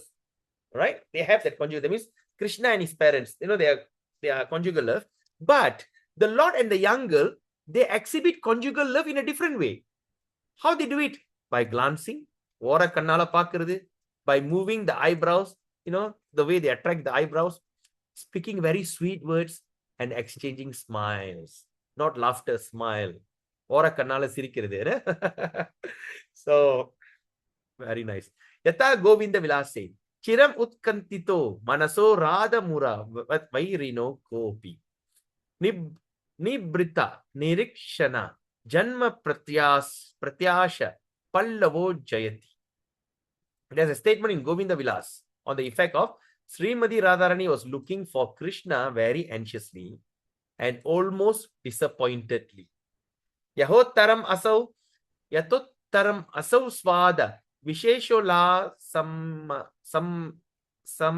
samayapi ratir vasanaya swadi basate kapi kaschachi ata gauni viba vibhavutskar sajo bhava vishesho yo nugriyate sankuchantya swayam ratya sa gauni ratir uchyate hasho vishmaya utsaha shoka krodha bayam tata jugupsa chaitya bhava vishesha sapta dodittaha.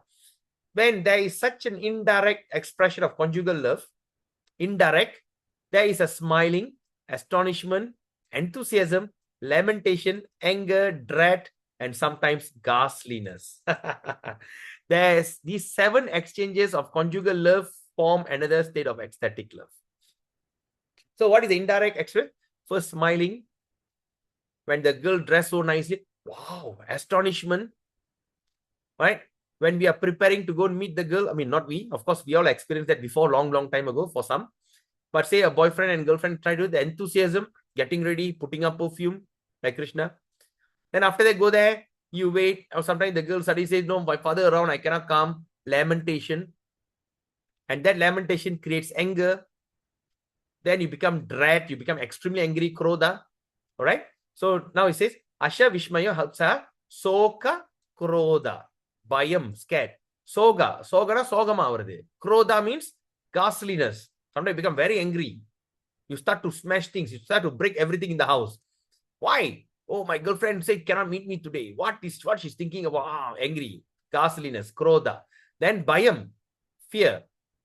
Okay? Tata. So that means, these 7 exchange of conjugal love form another state of ecstatic love. All these are another form of indirect expression of ecstatic love. Right? All these things we will study in 10 canto. Api Krishna vibhavatvam adya satkasya sambhavet sya dehadi vibhavatvam saptamyastu ratir vasat. In the direct relationship of conjugal love. So in the direct relationship, what happened? There is a laughter, astonishment, chivalry, lamentation, anger, and dread, but there's no ghastliness. All right. So what does that mean? In direct relationship, you will be laughter. You smile indirectly. When you just one person there, one person here, you just smile. That means smiling is indirect. Laughter means what? When you and I start talking, you make a joke, I laugh. It's a direct relationship. Astonishment, looking at her, wow, so beautiful. Chivalry. Sometimes the boyfriend like to show off to the girlfriend, you know, how great, how powerful. When someone just come, hey, why hit my girlfriend? Chivalry, these kind of things. Then lamentation, you know, anger, and even dread. Okay. So all these things happen. Only the ghastliness won't come. Krodha. Only the krodha doesn't exist. Why? When the krodha exists, the girlfriend run away. Finish. When the krodha exists, Radharani can't take it. Or when Radharani becomes krodha, Krishna will run away. So they don't have krodha. Right? Ghastliness. Asadaf atra binnepi shuddha sattva visheshata parartaya ratir yoga rati shabda prayujyate hashuttara ratir yashat sahasa ratir uchyate evam vishmaye ratyadya vikneya ratayas chatsat kanchit kalam kvachit bhakte hasadya stayitam ami ratya charu kritayanti tal liledya anushrataha. These expressions are considered to be great reservoir. These expressions are considered to be great reservoir of pleasure. What is great reservoir? Rama, Abhiram. Okay, Abhiram is a great reservoir of pleasure. Also called as Rati. Okay, Rati. When these 7 kinds of ecstatic loving exchange are manifest, they attain the status of steadiness by which the taste of conjugal love expands. The taste of conjugal love. If not, the living relationship will be very boring. Tasmat ani yatadara sapta samayika ime sahaja api lilayata balistena tiraskrita kapya vyabhicharanti sa swadaran swaswarupata ratir atyantika stai bhava bhakta jane kile Sur etasya virat bhavat bhava sarva nirartaka vipaksadishu yantopi krodadya stayitam sada labante rati sunyatvam na bhakti rasa yugyatam avirudder api sprashta bhave sancharino kila nirvedatya viliyante narhanti stayitam tata iti ato mati garvadi bhavanam gatati nahi stayita kaischit istapi paramanam tat vidaha saptahadasya tvete taistair nitas supushtatam bhakteshu stayitam yanto ruchir ebyo vitantate tata choktam ashtanam eva bhavaram sanskara mata tat titraskrita sanskara paranya stayito chitaha. All right. So what does that mean? So let me say from here, 2545. So now it's mentioning all different types of bhava. Okay. So what we can see, 45.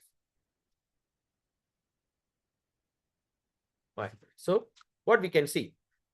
So when you look at this translation here, 2445, tasmat antya 2545.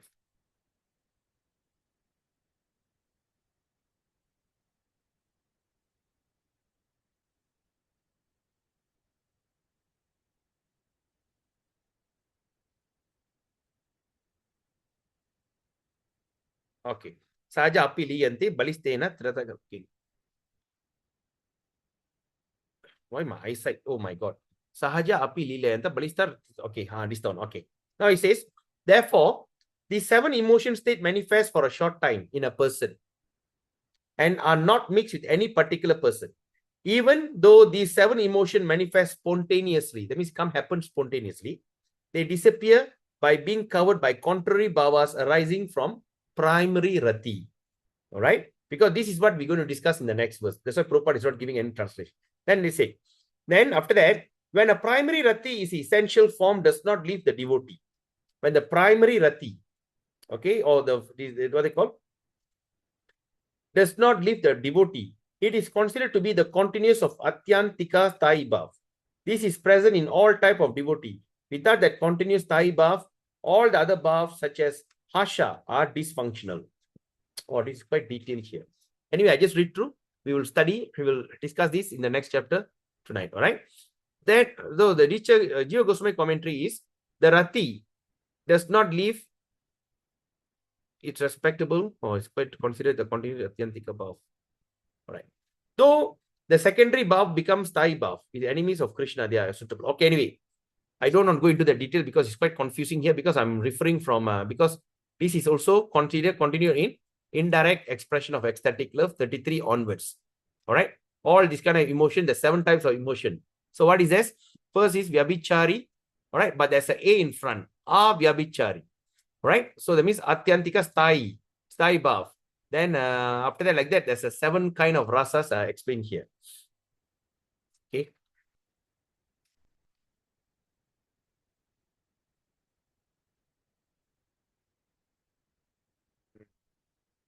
Because the explanation is very technical. Okay. The next chapter, Prabhupada will be speaking on this indirect expression, laughter. Okay. Then chivalry. Okay. All right. It's further explained. All right. So with that, we end the session today. We have already completed the text chapter.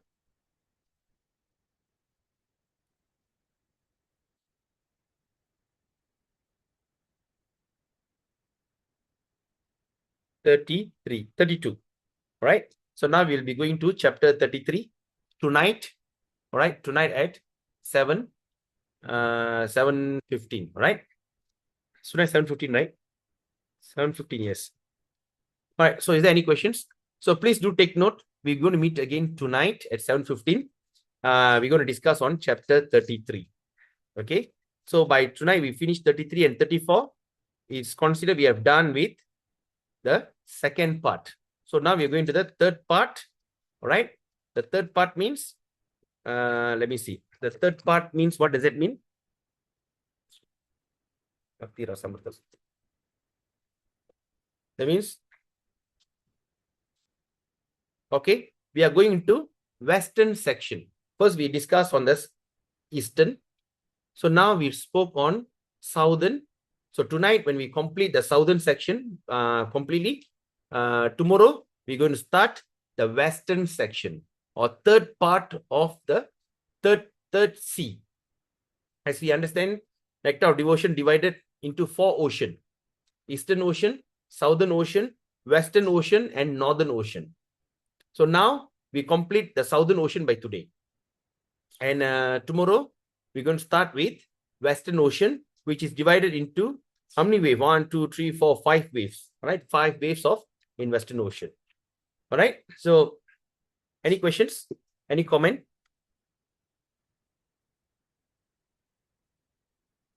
Wow, this book is truly amazing book. First wave.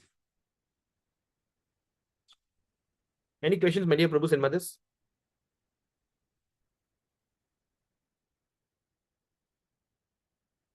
Any comment? Do you like it? Okay, 4th wave, Prema. Now we are in first wave. Here is mentioned the southern section, divining component of rasa, first wave. So here, how many waves we have this thing? Alambana, Uddipana, Swarupa, we have Vibhava, Vyabhichari Bhav, Alambana, Uddipana, Swarupa. All right. Then right. Then Tulasi devotee and everything. Okay. All right. Wow. Amazing. Jai. Srila Rupa Goswami ki jai, Srila Prabhupada ki jai.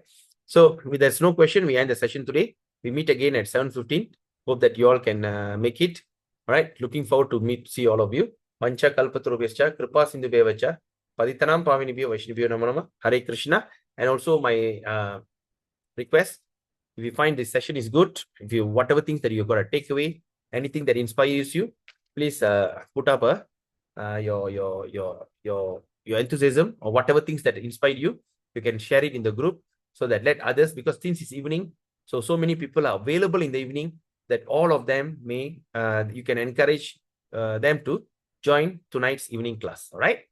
So till then, have a beautiful day. Vancha kalpatarubhyascha kripa sindhubevacha paditanam pavinibhyo vaishnavibhyo namo namah. Srila Prabhupada ki jai, Srila Rupa Goswami Pad ki jai. All glories to assembled devotee. Hare Krishna.